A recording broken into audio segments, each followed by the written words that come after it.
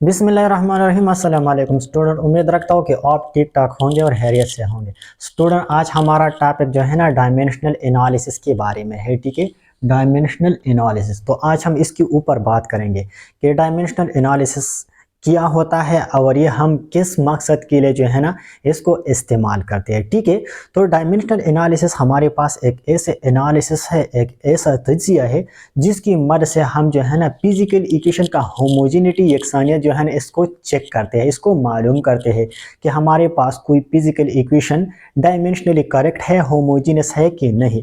और दूसरा ये कि हम किसी फिजिकल प्रॉब्लम के लिए जो है ना इक्वेशन जो है ना इसको भी डिराइव कर सकते हैं। ठीक है, तो हम किस तरह डिफाइन करते हैं dimensional analysis. That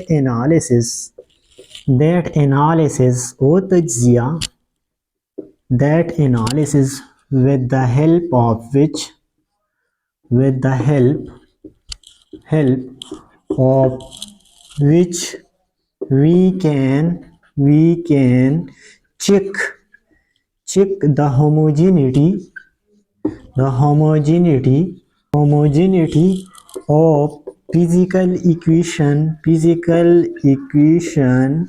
and also can derive a formula for physical problem। हमारे पास डायमेंशनल एनालिसिस क्या होता है? That analysis with the help of which we can check the homogeneity of physical equation. पहला पार्ट ये है कि डायमेंशनल एनालिसिस हमारे पास एक ऐसा एनालिसिस, ऐसा तजिया होता है जिसकी मदद से हम किसी भी फिजिकल इक्वेशन की होमोजेनिटी, यकसानियत को चेक कर सकते हैं। और दूसरा and also can derive a formula for physical problem. किसी भी फिजिकल प्रॉब्लम के लिए हम फार्मूला जो है ना इसको डिराइव कर सकते हैं। पहला वाला पार्ट में क्या बताता है? Homogeneity, checking of homogeneity of the physical equation. तो फिजिकल इक्वेशन का होमोजेनिटी हम कैसे चेक करते हैं? मिसाल के तौर पर हमारा पास जो है ना एक इक्वेशन होता है, S is equal to VIT plus half AT square. अब हम क्या करते हैं? डायमेंशनल एनालिसिस से इसके होमोजेनिटी जो है ना चेक करते हैं। ठीक है, तो इस पर क्वेश्चन कैसे होगा? Check the homogeneity of the equations is equal to VIT plus half AT square. ठीक है, ये हमारे पास इक्वेशन नंबर 1 है। अब मैं डायमेंशनल एनालिसिस को इस्तेमाल करते हुए इसका होमोजेनिटी चेक करूंगा। तो सॉल्यूशन में किस तरह इसका होमोजेनिटी जो है ना मैं चेक करूंगा। ठीक है, तो टेक लेफ्ट हैंड साइड। सबसे पहले लेफ्ट हैंड साइड जो है ना मैं देता हूँ। ठीक है, लेफ्ट हैंड साइड। अब लेफ्ट हैंड साइड पे हमारे पास क्या है? S। अब इसका डायमेंशन हमारे पास क्या है? ये हम जो है ना लंबाई, लेंथ में नापते हैं और लेंथ का डायमेंशन हमारे पास है L।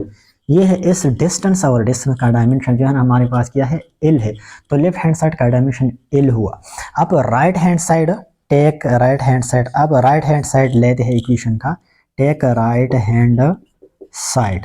राइट हैंड साइड हमारे पास है VIT plus half AT square. इसका डायमेंशन अब मालूम करते हैं। ठीक है, राइट हैंड साइड का। ठीक है, राइट हैंड साइड का, तो राइट हैंड साइड है VIT प्लस हाफ, इसको दोबारा लिखता हूँ AT स्क्वेयर। अब इधर देखो हमारे पास V जो है ना, VI वेलोसिटी है। तो वेलोसिटी का जो है ना यूनिट क्या है? मीटर पर सेकंड। ठीक है, और इसके साथ T है, तो T का ये भी टाइम है, इसका यूनिट भी सेकंड है, प्लस हाफ एक्सेलरेशन, इसका यूनिट है मीटर पर सेकंड स्क्वायर, और साथ में जो है ना इसके साथ टाइम पर स्क्वायर आया है, तो इसको इस पर भी स्क्वायर कर लूँगा। ठीक है, अब इधर देखो हमारे पास मीटर जो है ना ये लंबाई है, इसका डायमेंशन जो है ना L है, इसको L में लिखूंगा। इसके साथ जो है ना S है, टाइम है, तो इसको कैपिटल T से, जैसा कि मैंने पहले वाले लेक्चर में जो है ना इन सब क्वांटिटी का डायमेंशन लिख चुका था। यहाँ पर फिर जो है ना सेकंड है, टाइम है, इसका डायमेंशन इस तरह होगा, प्लस हाफ 1/2 लिखूंगा।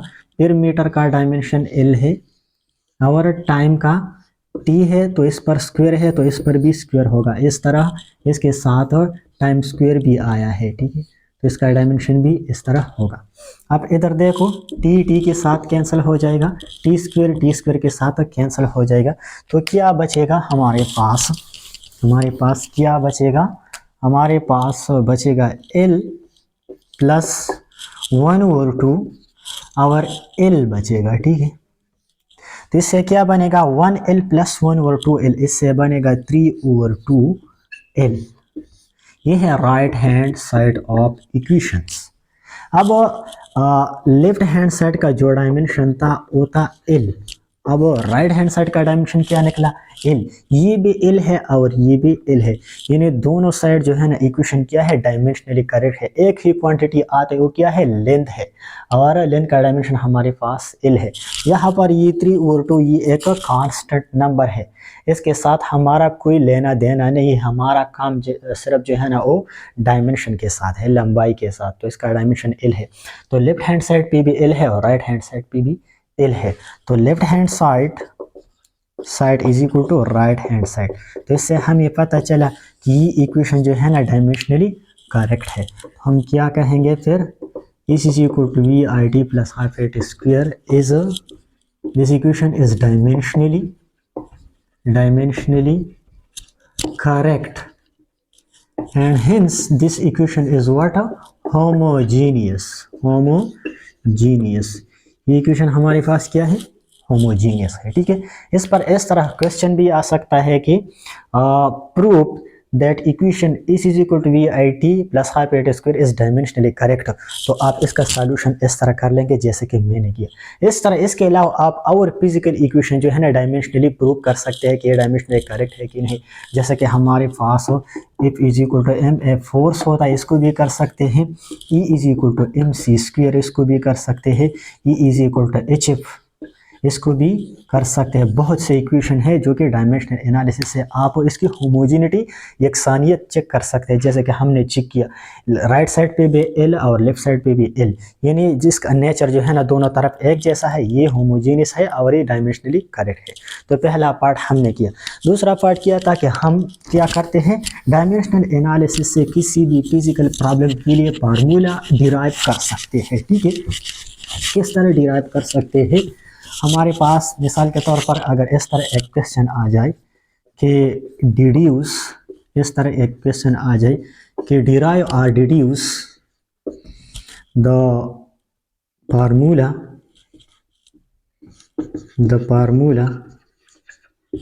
For time period of simple pendulum. Simple pendulum के टाइम पीरियड के लिए एक फार्मूला जो है ना इसको डिराइव करें यूजिंग व्हाट, यूजिंग डायमेंशनल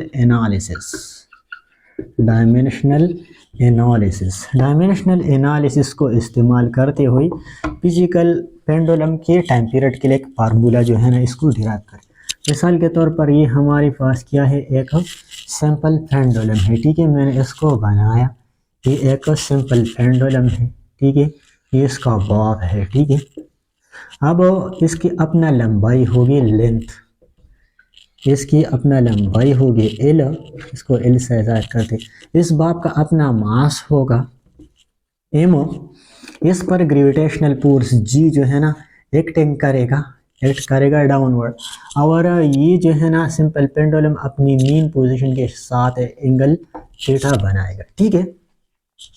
तो मैं इसके लिए फार्मूला किस तरह जो है ना डिराइव करूंगा, तो मैं कुछ सपोजिशन करूंगा। Suppose the time period of simple pendulum, मैं इसको इस तरह सपोज करता हूँ, is depends on some power of L G M, ठीक है। मैंने सपोज किया कि हमारे पास इस सिंपल पेंडुलम का जो टाइम पीरियड है, ये इसकी लंबाई की कुछ पावर, इसके ग्रेविटेशनल एक्सेलरेशन जो कि इस बॉब पर अमल करता है, इसके कुछ पावर, और इसका मास जो है ना इसके कुछ पावर पर डिपेंडेंट है, ठीक है। और मैं ये भी सपोज करता हूँ कि टाइम पीरियड हमारे पास सिंपल पेंडुलम का जो है ना मैं इसको टी से जाहिर करता हूँ, ठीक है। इस के लंबाई लेंथ जो है ना सिंपल पेंडुलम का, इसको एल से जाहिर करता हूँ। ग्रेविटी या ग्रेविटेशनल एक्सेलरेशन जो है ना इसको जी से जाहिर करता हूँ और angle with mean, angle with mean के साथ जो एंगल बनाते इसको थीटा से जो है ना जाहिर करता हूँ। ठीक है, अब मैंने इस पोजीशन किया। ठीक है, इस पोजीशन करने के बाद मैं क्या करता हूँ, मैं लिखता हूँ इस तरह एक इक्वेशन कि हमारे पास परस की पेंडुलम का, ये सिंपल पेंडुलम का टाइम पीरियड जो है ना लंबाई की कुछ पावर को जो है ना इसको डायरेक्टली प्रोपोर्शनल है। ठीक है, तो मैं लिखूंगा that a time period of simple pendulum is supposed is directly proportional to length some power, यानी सिंपल पेंडुलम का टाइम पीरियड जो है ना इसकी लंबाई की एक खास पावर को डायरेक्टली प्रोपोर्शनल है। वो पावर मुझे मालूम नहीं, मैंने ऐसे जाहिर किया। ठीक है, ये इक्वेशन नंबर 1 हुआ। ठीक है, इस तरह से time period of simple pendulum जो है ना जी की कुछ पावर बी को डायरेक्टली प्रोपोर्शनल है, ये भी मुझे मालूम नहीं है। और इस तरह मैं इस तरह इसको भी लिखूंगा कि time period of simple pendulum is directly proportional to m power c, इसके मास के बाप के मास के कुछ पावर जो कि मैं c से ज़ाहिर करता हूँ इसको डायरेक्टली प्रोपोर्शनल है। अब टाइम पीरियड l को भी, g को भी और m को भी सबको जो है ना प्रोपोर्शनल है, तो सारी इक्वेशन जो है ना एक ही इक्वेशन में लिख देते हैं। तो हम लिखेंगे कंबाइनिंग ऑल इक्वेशन 1, 2 एंड 3। अब सब इक्वेशन को जो है ना कंबाइन करके हम क्या हासिल कर लेंगे, हम हासिल कर लेंगे t is directly proportional to l power a, g power b, m power c, equation number 1 हो। अब प्रोपोर्शनलिटी का साइन जो है ना मैं ख़त्म करना चाहता हूँ, तो यहाँ पे जो है ना इज इक्वल टू लगाऊंगा और कांस्टेंट k लगाऊंगा, l power a, g power b, m power c, equation number 2 है। ये हमारे पास इक्वेशन नंबर 2 हो गया। अब सब क्वांटिटी का जो है ना इसमें मुख्तलिफ किस्म की क्वांटिटी है, लेंथ है, ग्रेविटेशनल एक्सेलरेशन है और मास है और टाइम पीरियड है। अब यहाँ पर सब का डायमेंशन जो है ना मैं लिखूंगा और फिर सब डायमेंशन का पावर कंपेयर करके ए बी सी की वैल्यू मालूम करूंगा और फिर इसमें पुट करके इक्वेशन नंबर 2 में सिंपल पेंडुलम का टाइम पीरियड के लिए फार्मूला जो है ना अहस करूंगा, डिराइव करूंगा। ठीक है, अब मैं जो है ना इक्वेशन नंबर 2 को इस तरह लिख सकता हूँ, इस t की जगह मैं इस तरह लिख सकता हूँ m power not, l power 0 and t power 1। अब t यहाँ पर 1 है तो इसका पावर 1 होगा। अब m यानी मास और लेंथ यहाँ पे नहीं है तो मैंने इसका पावर 0 लिख लिया, क्योंकि जब भी किसी भी क्वांटिटी का पावर 0 हो जाए तो वो 1 के बराबर होता है। तो यहाँ पर मौजूद नहीं है, यहाँ पर 1 1 जो है ना मौजूद है। ठीक है, तो मैं उसकी जगह m नॉट और l नॉट लिख सकता हूँ। ठीक है, तो मैंने इसको इस तरह लिख लिया। ठीक है, और राइट साइड पे क्या लिख लिया के। अब के हमारे पास जो है ना ये प्रोपोर्शनलिटी कांस्टेंट है। ठीक है, लेंथ हमारे पास सिंपल पेंडुलम का लेंथ है और इसका डायमेंशन l है और इस पर अपना पावर जो है ना क्या है वो है a। इस तरह ग्रेविटेशनल एक्सेलरेशन है। ठीक है, इसका डायमेंशन क्या है वो है l, t पावर -2 और इस पर अपना ऊपर पावर है b। इस तरह मास का डायमेंशन m है और इस पर अपना पावर है c।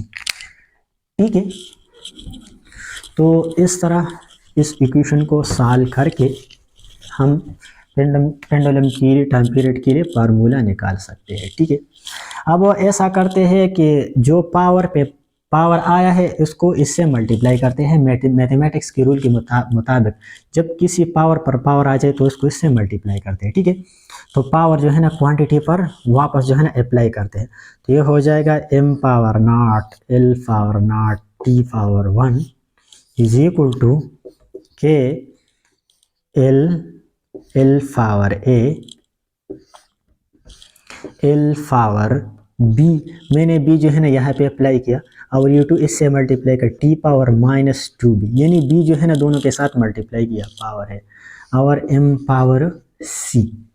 ठीक है, अब इसको रीअरेंज करते हैं। ठीक है, m power not, l power not, t power 1 equal to k l power a और इसको इस ब्रैकेट से निकाल के सब एक ब्रैकेट में लिख देते हैं। ठीक है, l power b, t power -2b, m power c। ठीक है, अब यहाँ पे देख l power a l power b दोनों l है, तो मैथमेटिक्स रूल के मुताबिक जब बेस एक जैसे हो तो पावर ऐड होगा, तो a और b को जमा करके एक l लिख लूंगा। ठीक है, तो ये हो जाएगा m power not l power not t power 1 is equal to k l power a plus b। एक l ले लिया और इस पर दोनों पावर जमा किया। ठीक है, t पावर माइनस 2b और m पावर c। ठीक है, अब ऐसा करते हैं कि दोनों तरफ जो है ना m का पावर m के साथ जो है ना कंपेयर करेंगे, l का पावर l के साथ कंपेयर करेंगे, t का पावर t के साथ कंपेयर करेंगे और n वेरिएबल का वैल्यू मालूम करके फिर इस इक्वेशन में डालेंगे, तो पेंडुलम के टाइम पीरियड का फार्मूला जो है ना डिराइव हो जाएगा, वो मालूम हो जाएगा। ठीक है, तो हम यहाँ पे क्या लिखेंगे, comparing the power of L M and T both side दोनों तरफ जो है ना इसका पावर जो है ना मैं कंपेयर करूंगा एक दूसरे के साथ। ठीक है, A B C variable value मालूम करने के लिए। ठीक है, तो यहाँ पर देखो इस इक्वेशन में मैंने इसको इक्वेशन नंबर 3 का नाम है। अब इक्वेशन नंबर 3 को देखो, m का पावर लेफ्ट साइड पे क्या है 0, अब राइट साइड पे m का पावर क्या है c। ठीक है, तो इससे पता चला कि c का वैल्यू क्या निकला 0 निकला। ये है इक्वेशन नंबर a, मैंने उसको a का नाम दिया। ठीक है, अब l का पावर जो है ना कंपेयर करते, तो यहाँ पर l का पावर है a प्लस b और यहाँ पर क्या है 0, तो ये दूसरा इक्वेशन बी नंबर निकला। ठीक है, अब t का पावर कंपेयर करें, t का पावर यहाँ पर 1 है और यहाँ पर -2 भी है, तो ये हो जाएगा -2b इज इक्वल टू 1, या इससे दोनों तरफ -2 पे डिवाइड करके b इज इक्वल टू -1/2 आ जाएगा। ठीक है, इस तरह हुआ इक्वेशन नंबर सी। अब इन सारी वैल्यू को c का जो वैल्यू आया a प्लस b का जो वैल्यू आया और a का वैल्यू मालूम करने के लिए मैं यहाँ पे b पुट कर लूँगा, तो a का वैल्यू भी मालूम हो जाएगा, -1/2 इज इक्वल टू 0, ये तो a इज इक्वल टू 1/2 आ जाएगा। ये a का वैल्यू इक्वेशन नंबर डी। ठीक है, तो c का वैल्यू, b का वैल्यू और a का वैल्यू जो है ना मैं इस इक्वेशन नंबर 2 में पुट कर लूँगा, तो पेंडुलम का टाइम पीरियड का फार्मूला जो है ना डिराइव हो जाएगा। तो putting all these value in this equation number 2, तो ये हो जाएगा t is equal to k। अब l का पावर क्या है l a है, तो a का वैल्यू क्या है हमारे पास 1/2, तो यहाँ पे 1/2 लिखूंगा पावर में g। अब g का पावर क्या है, g का पावर b है और b का वैल्यू हमारे पास क्या है b इज इक्वल टू -1/2 है, तो ये हो जाएगा g पर -1/2 और m का पावर c है, तो c का वैल्यू क्या है 0, और जब भी किसी चीज़ का पावर 0 हो जाए तो इससे क्या आता है 1, m is equal to 0 is equal to 1। ठीक है, तो मैं इस इक्वेशन को दोबारा इस तरह लिख सकता हूँ, is equal to T is equal to K l power 1/2 और ये g नीचे जो है ना डिवाइड के निशान से नीचे लिखते हो इसका पावर पॉजिटिव हो जाएगा मैथमेटिक्स रूल के मुताबिक, तो ये मैंने नीचे लाया और ये t प्लस 1/2 हो गया, g 1/2 प्लस 1/2 हो गया और m पावर 0 से क्या आया 1। ठीक है, इस तरह बना। ठीक है, इक्वेशन इस तरह बना। इस तरह बनने के बाद इक्वेशन किस तरह हो जाएगा, इक्वेशन जो है ना हो जाएगा t is equal to K l। अब 1/2 हमारे पास किसके बराबर है, स्क्वायर रूट के बराबर है। ठीक है, इस तरह g भी, इस पर पावर भी 1/2 है, इसको स्क्वायर रूट में लिख सकता हूँ क्योंकि स्क्वायर रूट का अपना वैल्यू किसके बराबर है 1/2, तो इस 1/2 की जगह मैं स्क्वायर रूट लिख सकता हूँ। ठीक है, इस तरह बना। अब ये इस तरह लिख सकता हूँ कि इज इक्वल टू इन दोनों स्क्वायर रूट को जो है ना दोनों वैल्यू के एक ही स्क्वायर रूट में मैं लिख देता हूँ, तो ये हो जाएगा l upon g under root. इस तरह बना। अब एक्सपेरिमेंट से जो है ना ये प्रूव किया गया है कि k का जो वैल्यू है वो 2 पाई के बराबर है, तो इसको भी यहाँ पुट कर देते हैं। ठीक है, k की जगह t is equal to 2 pi l upon g under the root. ये है सिंपल पेंडुलम के टाइम पीरियड का फार्मूला जो कि हमने डायमेंशनल एनालिसिस की मदद से जो है ना प्रूव किया। ठीक है, इसमें एल तो लंबाई को जाहिर करते हैं, सिंपल पेंडुलम की लंबाई सेंटर से यहाँ सपोर्ट तक, बॉब के सेंटर से सपोर्ट तक इसकी लंबाई को जाहिर करता है। और 2 पाई कांस्टेंट है और जी जो है ना ग्रेविटेशनल एक्सेलरेशन है। तो सिंपल पेंडुलम का टाइम पीरियड जो है ना is directly proportional to under root L, यानी सिंपल पेंडुलम का टाइम पीरियड जो है ना इसकी लंबाई को डायरेक्टली प्रोपोर्शनल है square root of the length. तो ये था डायमेंशनल एनालिसिस के बारे में कि जिसकी मदद से हम क्या करते हैं इक्वेशन की होमोजेनिटी चेक कर सकते हैं और दूसरा किसी फिजिकल प्रॉब्लम के लिए फार्मूला जो है ना आस कर सकते हैं, जैसे कि मैंने दोनों किया। ठीक है, अब डायमेंशन के साथ जो है ना कुछ टर्म जो है ना इस्तेमाल होते हैं। ठीक है, मैं इसकी थोड़ा वजाहत करता हूँ। ठीक है, कुछ टर्म जो है ना जो कि डायमेंशन के साथ बार बार इस्तेमाल होते हैं, इसका जानना बहुत ज़्यादा ज़रूरी है। ठीक है, तो वो टर्म क्या है? Some terms used with dimensions, some term use with dimension. Dimension से कुछ टर्म अल्फाज इस्तेमाल होते हैं। पहला वाला टर्म है डायमेंशनल वेरिएबल। अब डायमेंशनल वेरिएबल क्या होते हैं? Those physical quantity which are variable and having a specific dimension. जैसा कि हमारे पास होता है फोर्स, तो फोर्स का अपना डायमेंशन है और इसका वेरिएबल मैग्नीट्यूड भी है, मैग्नीट्यूड में वेरिएबल है। ठीक, इस तरह टार्क है, इसका भी डायमेंशन वेरिएबल मैग्नीट्यूड। मोमेंटम है, एक्सेलरेशन है, वेलोसिटी है, प्रेशर है, ये सब हमारे पास क्या है? वेरिएबल इन मैग्नीट्यूड है और इसका अपना अपना डायमेंशन भी होता है। तो ये है डायमेंशनल वेरिएबल। ठीक है, इसके अलावा दूसरा टर्म हमारे पास क्या है? दूसरा term dimensional constant. Dimensional constant क्या होता है? Those physical quantities which having dimension but are constant, यानी वो फिजिकल क्वांटिटी जिसका डायमेंशन तो होता है लेकिन कांस्टेंट होता है। जैसे कि हमारे पास होता है gravitational constant capital G, law of universal gravitation में जो हम इस्तेमाल करते हैं। ठीक है, तो ये एक कांस्टेंट है और इसका अपना एक डायमेंशन है। प्लैंक्स कांस्टेंट एच, इसका भी अपना एक डायमेंशन होता है और ये कांस्टेंट होता है। इस तरह हमारे पास जो है ना speed of light in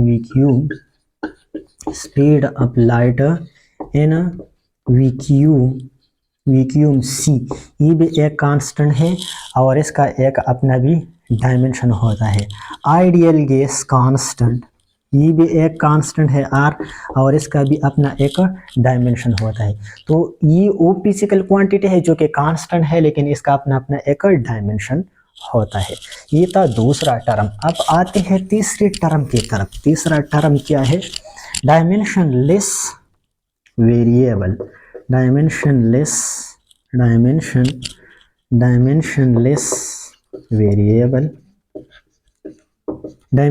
variable क्या होते हैं? Those physical quantity which having no dimension but variable, यानी वो फिजिकल क्वांटिटी जिसका कोई डायमेंशन नहीं होता लेकिन फिर भी वो वेरिएबल होते हैं।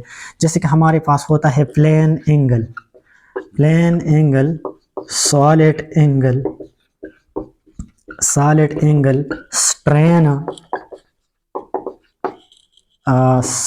स्ट्रेन एंड कोएफिशिएंट ऑफ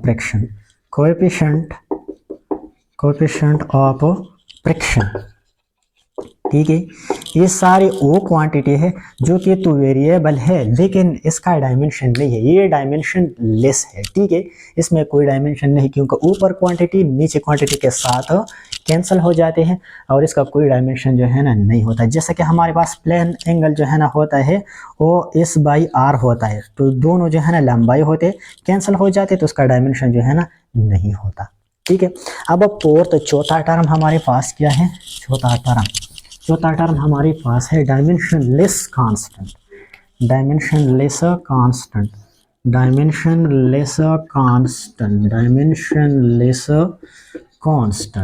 ठीक है, those physical quantity which are constant and having no dimension, यानी वो फिजिकल क्वांटिटी जो कि कांस्टेंट है और इसका कोई डायमेंशन भी नहीं होता, तो होता है डायमेंशनलेस कांस्टेंट। जैसे कि हमारे पास होता है pure numbers, pure numbers 1 2 3 and so on, इसके अलावा 5 22/7 या 3.14 भी हम लिख सकते हैं। ठीक है, ये हमारे पास जो है ना क्या है, ये डायमेंशन लेस कांस्टेंट है, पेवर नंबर है और इसका कोई डायमेंशन नहीं होता। तो ये आज का टॉपिक जो है ना डायमेंशनल एनालिसिस के बारे में था और इससे जो टर्म इस्तेमाल होता था इस के बारे में था। तो मैंने ये सब कुछ बताया। तो उम्मीद रखता हूँ कि आप लोग जो है ना इस टॉपिक पर जो है ना समझ चुके होंगे। अगर फिर भी किसी का कोई क्वेश्चन हो तो आप मुझसे पूछ सकते हैं। Thank you.